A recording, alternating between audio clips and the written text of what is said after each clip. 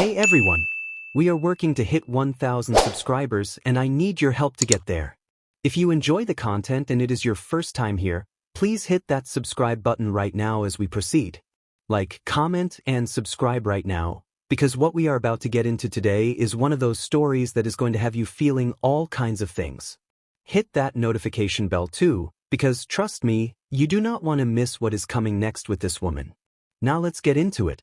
Indian Wells, California. Tennis paradise. The most glamorous, star-studded, sun-soaked tennis event on the entire WTA calendar. The kind of tournament where legends are made and where the world pays attention. And this year, the story that had absolutely everyone buzzing, the story that took over every conversation, every press conference, every social media timeline, was not about a world number one. It was not about a reigning Grand Slam champion. It was about a 20-year-old girl from the Philippines named Alexandra Eala. And the reason we are here today talking about her is not just because of how brilliantly she played. It is because of what happened after she lost. Because when Jessica Pegula, one of the most respected and admired players on the entire WTA tour, stepped up and went to bat for Alex Eala with everything she had, the entire tennis world stopped and listened. Let us back up and set the scene properly, because this story deserves the full treatment. Alex Eala walked into Indian Wells for the very first time in her professional career ranked number 28 in the world, a career high that she had earned the hard way, match by match, tournament by tournament, through sheer grit and relentless belief in herself. Just 1 year ago, she was outside the top 100. Let that sink in for a moment. In less than 12 months, this young woman has completely transformed her standing in the sport. And she did not walk into Indian Wells timidly. She walked in like she belonged there. Because she does. Her first match of the tournament against Diana Yastremska went the distance, 2 hours and 43 minutes, the longest match of the entire day. She fought for every single point. She clawed her way through every moment of difficulty. And when it was over, she had won. Her fans, those incredible, unstoppable, ferociously passionate Filipino supporters who had traveled all the way to California just to be in the stands for her, went absolutely wild. The noise was something that Indian Wells had never quite heard before. And it was only just beginning. Then came the round of 32 and a match that had the whole world watching. Alex Eala versus Coco, the number 4 player on the planet. It was one of the most anticipated matchups of the tournament, and Eala came out firing.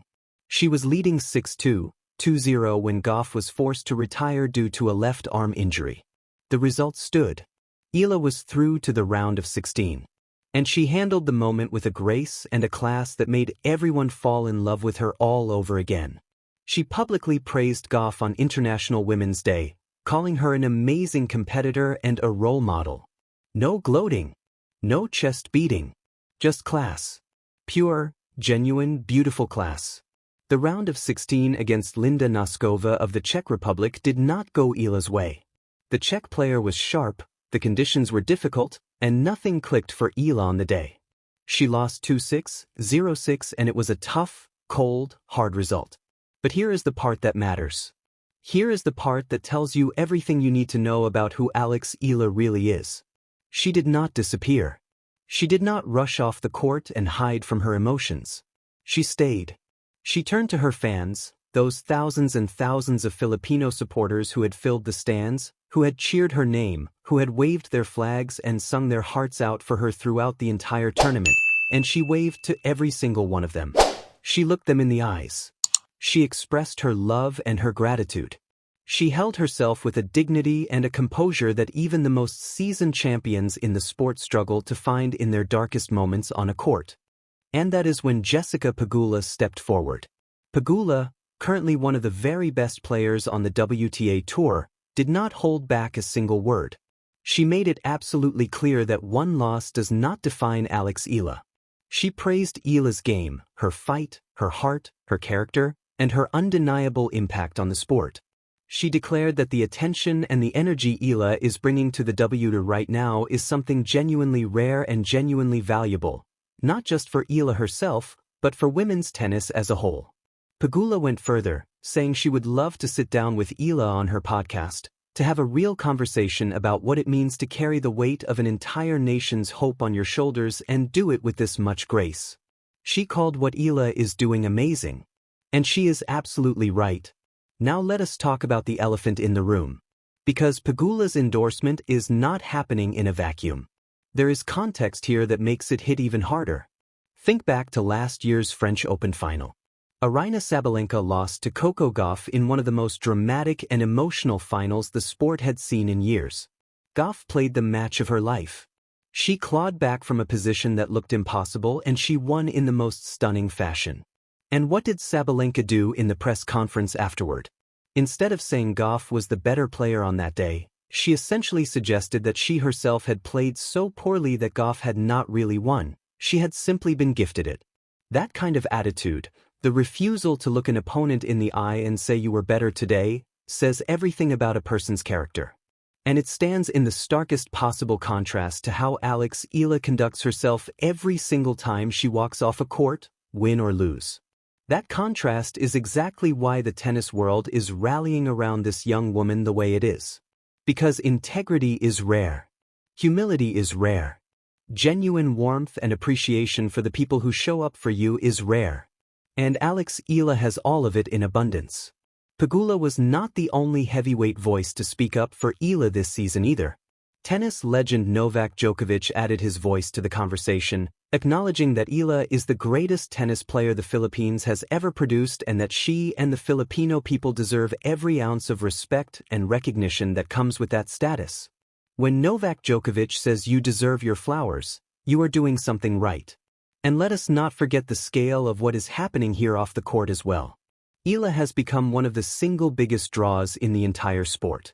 The tournament at Indian Wells posted a behind-the-scenes video with her that racked up nearly 100,000 views, by far the most watched content they produced all year. At her first Australian Open appearance earlier this season, fans were literally standing outside the venue trying to get in because the court was too small to hold everyone who had come to see her. In Dubai, she sold out every single one of her matches during a quarterfinal run that had the whole country watching.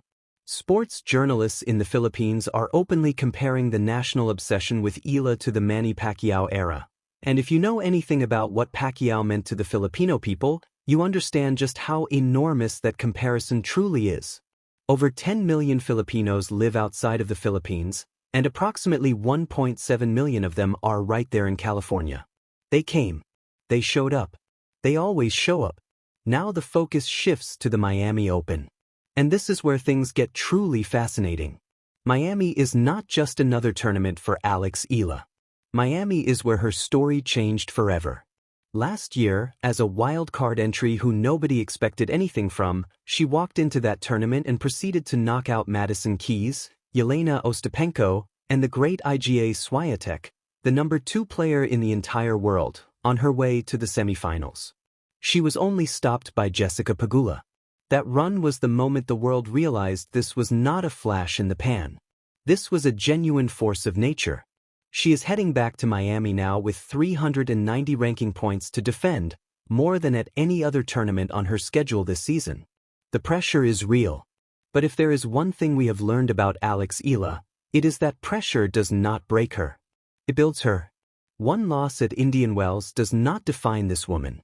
It never could. Because what defines Eala is not a scoreline. It is the way she plays with everything she has. It is the way she thanks her fans in the middle of heartbreak.